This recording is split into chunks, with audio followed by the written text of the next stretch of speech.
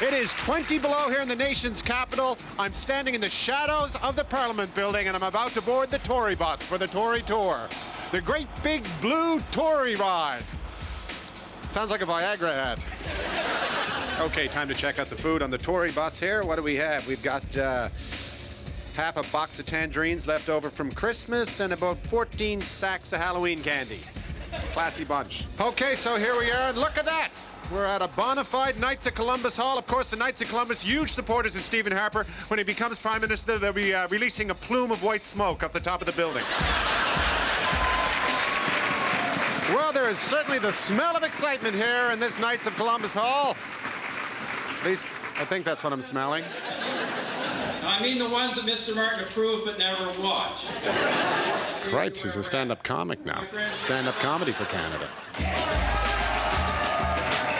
He's still talking, but, well, you know, I watch the news, I've heard all that. Now we're back on the bus, and I'm here with Paul Wells, who is a celebrated columnist, of course, for Maclean's, and we have beers on the bus.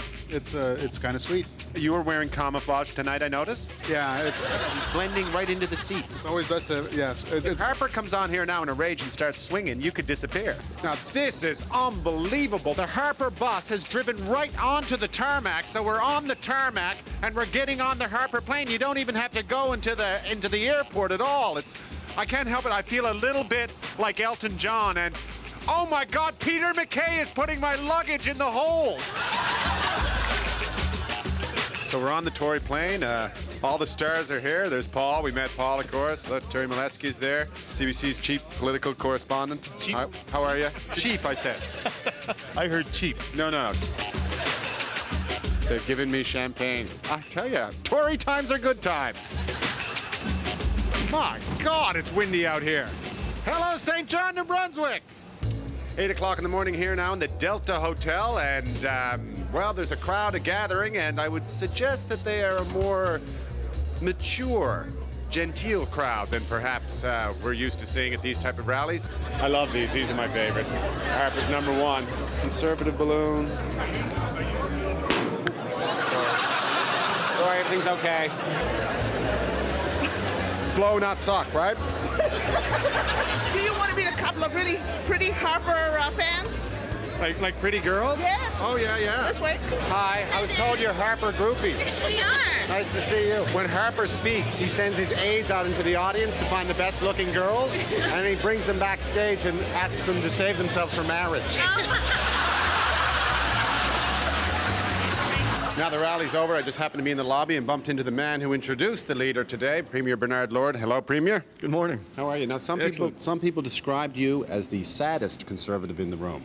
Why would that be? Because a lot of people thought you were going to become the leader of the party. A lot of people they thought, okay, Harper's going to run this campaign, he's going to go into a ditch, and then Bernard is going to come in from New Brunswick and sweep the Tories to victory. I'm very happy with what's happening. I want Stephen to win. I know.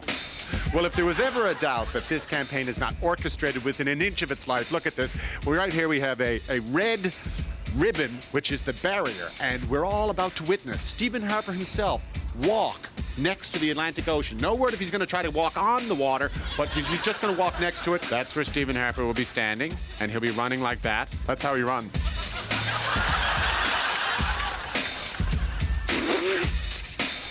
This is like a zoo, but one of those modern zoos where they get to walk around in their natural habitat.